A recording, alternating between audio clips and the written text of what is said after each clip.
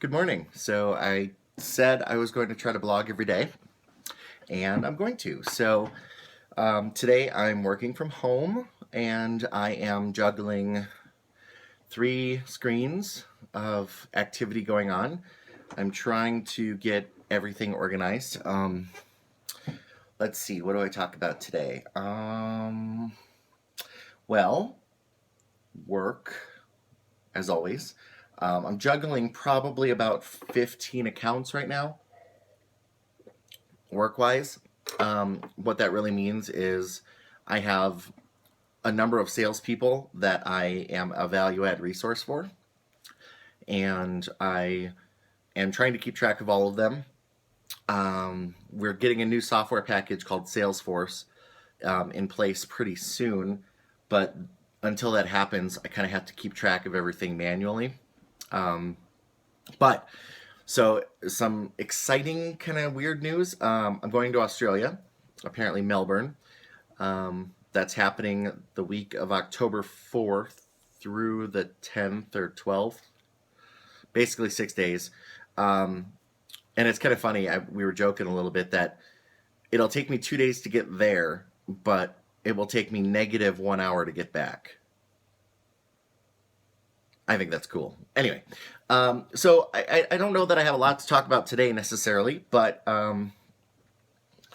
uh, outside of work, things are going well. Tony and I have had, this seems to be the year of getting married, at least for our friends, and I think that's pretty natural, as most of our friends are in their 30s. Uh, I went to a wedding a couple weeks ago in Milwaukee. Tony had a wedding here for two of our friends. And now that marriage is equal for all humans, um, we've been celebrating a lot with people. And it's good. I mean, I'm all for it. Um, I still fight the arguments that come along about whether or not it's a natural evolution for humans to marry based on gender and things like that. But the world seems to be going through a lot of identity crisis or identity issues. We have, transgender and cisgender and people that identify as a certain gender or no gender. I mean, there's a whole subculture of people that are asexual and all that. And I don't necessarily know all the terms. It's really hard to kind of keep up with everything. But the world seems to be going through a rapid change with regards to that. And I think it's good. I mean, I think, in my own personal view, I think that really, as long as you're doing what makes you happy and isn't hurting anyone and isn't, going into the areas of not just taboo, but and even a little what we would consider taboo isn't really taboo anymore. But I think as long as people stay real about things and understand the consequences, and not even like negative consequences like, oh, what are people going to think, but more like realize that if you're going to fall in love with somebody or whatever, that's that's still kind of a challenge in the world today. Men falling in love with each other, women falling in love with each other, um, transgender people, uh, recreating themselves to be what they feel in their heart. Um, I think it's an important step in the world today, and I really hope that it becomes something that is embraced and not sought out like witch hunting or trials or anything like that. I'm really not educated on that so well that I can speak to defending it or whatever, but I do understand it. I mean, I think everybody goes through a phase in their life where they question themselves, whether they question if they're masculine enough or if if they should have been born a different way or if they feel like what they've been taught from their parents or grandparents or church or whatever is actually what is appropriate or right or real. And when it comes down to it, I think that every human should have their own choice. Um, And not even choice like today I decide I'm a woman and next week I decide I'm asexual and things like that, but more of discover yourself, allow yourself to be open to potential choices and understanding of those choices. And when something feels right, stay with it. I know a few people in my various circles of friends who are really challenging their beliefs and they're challenging what they've grown up to understand as being normal or right. And I think that there's a lot of inner turmoil that people have to get through first before they can recognize that if you're comfortable being a guy and you're straight, great, be a straight guy. You can judge other people because everybody judges everything. I don't care what you say. People, there's no such thing as a non-judgmental person. Everybody has their opinions on things. Everybody judges everything, whether it be political decisions, choices in cheese pizza versus pepperoni pizza. It could be anything. People judge. They just do. They judge you because they compare it against themselves and how they would react. And that's natural. I think that's inherent in your DNA or in your evolutionary structure. But when it comes down to it, there's a lot of good points out there. Like, for example, and I'm going to use the term gay marriage only because I'm defining the difference between a stereotypical heterosexual man and woman marriage and two people of the same gender getting married. But when two guys, for example, get married, how does that affect anybody else in the world? Like, I want to know the argument of saying this is wrong because it affects me. How? Like, I understand trying to influence other people's beliefs when it comes to something that affects you directly, like politics. If you're Democrat or Independent or Republican or whatever, the Tea Party, whatever that is, I understand trying to have that argument with somebody or that conversation about, well, if by voting for this particular party, you're denying me these rights. Therefore, that's why I'm arguing that point. But like, I'm married, and how has that affected any of you? Literally, like, how has me marrying another guy affected the world around me, other than maybe increasing the economy? Since we got married, we own a house, we have cars, we have cats. I don't see anything that's affecting anybody else. So that's my personal view on it, and it might not be right, but again, my views are my own, and I have that right as a human to have those opinions.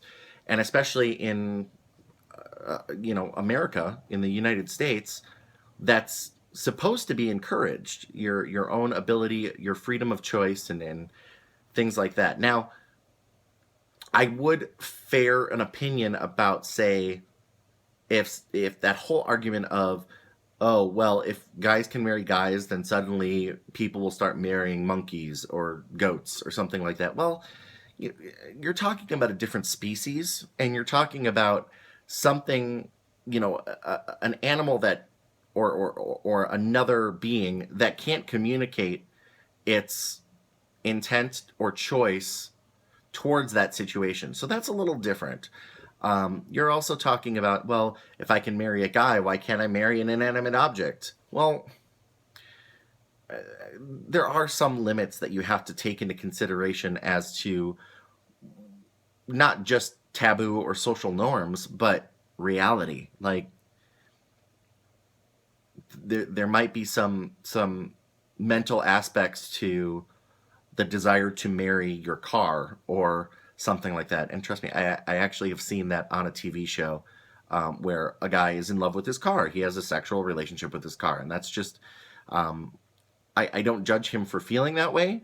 I do judge where his mental standing is with regards to that, because there is a certain level of psychology about forging human relationships and supplementing that with other relationships. Like, for example, I read this article about a woman who has 30 cats. And they found out through psychological evaluation that she started collecting cats because of a loneliness factor, because she had a miscarriage. And that miscarriage resulted in such a feeling of absence in her life that she supplemented that absence with, you know, affection towards cats. And not sexual affection, but like love, you know. And people do that. They compensate in that way with food or with obsessive exercise or whatever it is, you know. And I don't begrudge people for that. And while I do judge them for that, because everybody judges those things, um, my concern is less about why are we judging those people for what they're doing that we would perceive as wrong, and not finding out why or what the root cause of that particular situation is. Like, if I fell in love with, you know, my comb, oh baby, what, what does this comb actually represent? Because it's not a human, it doesn't have a soul, it doesn't communicate to me, it doesn't provide any kind of consolement or anything like that. But if I had established an attachment to this comb, what what reason would I have to find companionship in something like this over another person? And that's really what I think the world needs to focus on when they judge people for something. Um, so that's my personal opinion on that. Anyway, what else did I want to talk about? Well, uh, I started to talk about work yesterday, and I started to show, you know, a bunch or illustrate, communicate a bunch of things about what I do and how I do it and things like that. But what that really means, or what I really wanted to get to the point of, is that I'm doing a lot of traveling. Now, those who know me know I've always been a pretty independent person. I've always, um, and by independent, I mean I don't want to be alone. Like, I love my social aspect. I love my friends. I love my husband. Um, I have a number of relationships with people, friendships and otherwise, in the past, present, and probably in the future, of people that I've established different levels of relationship with, and I don't want to lose that. That's not what I talk about when I say independence. When I say independence is I like the idea of making my own choices and having my own time to myself to do what I want to do. And Tony and I kind of understand that about each other. Um, and so it kind of worked out for the longest time because I work first shift and he works second shift. So that gives us our own free time. It gives him his time to work out and play his video games, which I have no interest in video games, although we have all of them. We have Xbox, Xbox 360, PlayStation 2, um, the Wii, all the different, like an NES, a Super Nintendo, an Atari, a Sega. We have all of these different game systems, and I never play any of them. But occasionally, we'll play them with him because it's us time.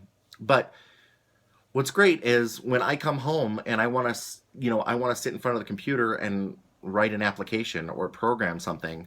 I have hours throughout the day which to do that because he's at work. And I find those times to do those things. And it also gives us the time to do independent chores. He likes gardening and he likes doing stuff in the yard. And I like building things and working on my computers and things like that. So we don't have those things in common, but we've given each other that time to do that. And one of the things that I thought would be very cool about travel is the fact that I have that time to, oh, come here, you. I have that time to, explore those options. And with travel, it's kind of one of those things where you you think, oh, it's going to be exciting. I'm going to go all these places and see all these things and do all this stuff. But in reality, they're work trips. And work trips don't actually, hey, they don't actually. Sorry, my cat's trying to jump into the other room. Um, they actually don't. They don't really give you time to do a lot of the things that you would imagine you can do by traveling. Like when I was in Houston, I was literally going from breakfast, appointment for customers, Starbucks with my team to review everything, back to the hotel, watching Food Network for 2 hours and falling asleep. I mean, I didn't go explore Houston. I didn't go to bars. I didn't go to, on my own. There's just not a lot of time for that. And that's really how travel works with most jobs, is that you just don't have that level of time. So for those of you that are looking to travel, just keep that in mind, that it's not a pleasure cruise the whole time. And I don't find it problematic. I like traveling. I'm okay with airports and hotel stays and things like that. Some people hate them. I'm perfectly fine with it. One thing that I do know that helps is I have premier status with United, so I cut in line basically. I also have TSA pre-check, so that makes it much easier to travel. And my hotel and airfare is paid for by the company as part of the travel requirement. So I'm not paying a lot of money. Now, my credit card is used a lot because we do a reimbursement for food and expenses. So I have a revolving debt with that. But that's not even a big deal. My credit card is fully capable of handling the charges that I do on any given travel, and my reimbursements are reimbursed on a regular basis, so it's not a big deal.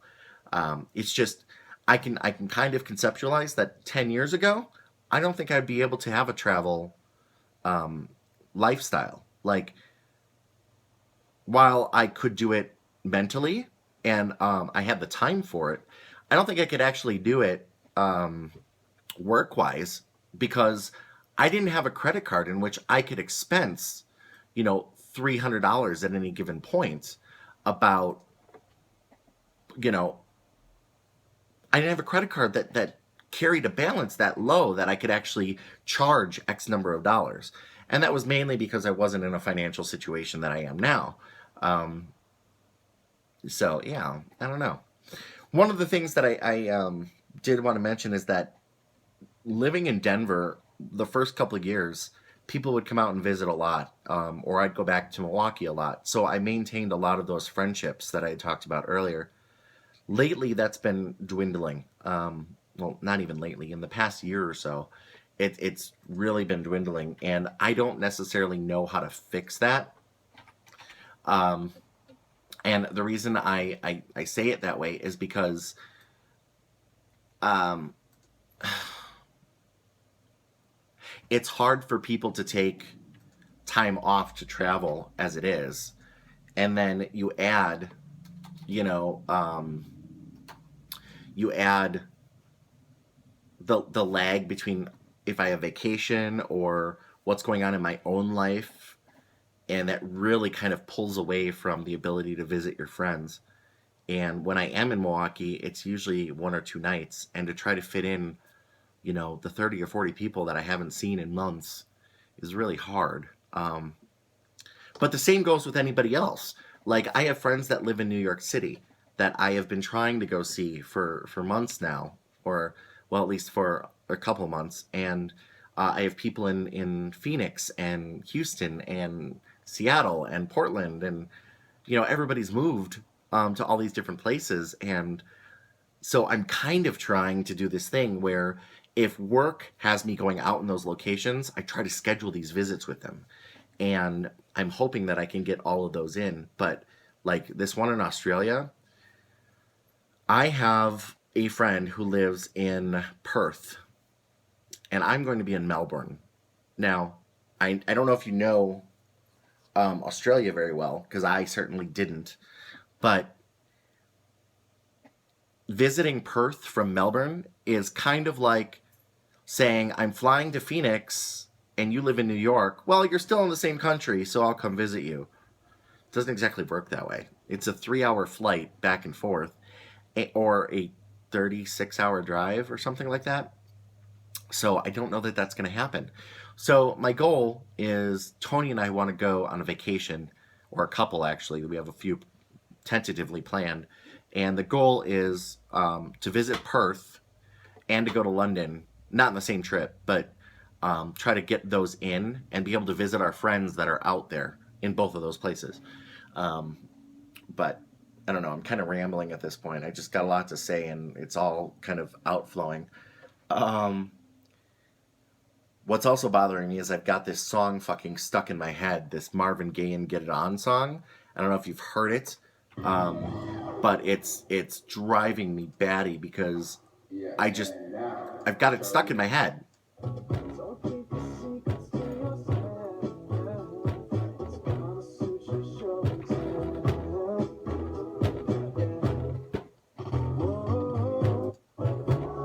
Do you know the song? Maybe? I don't know. I do.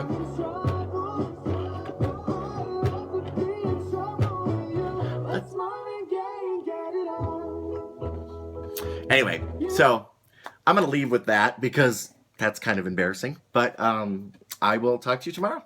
Thanks.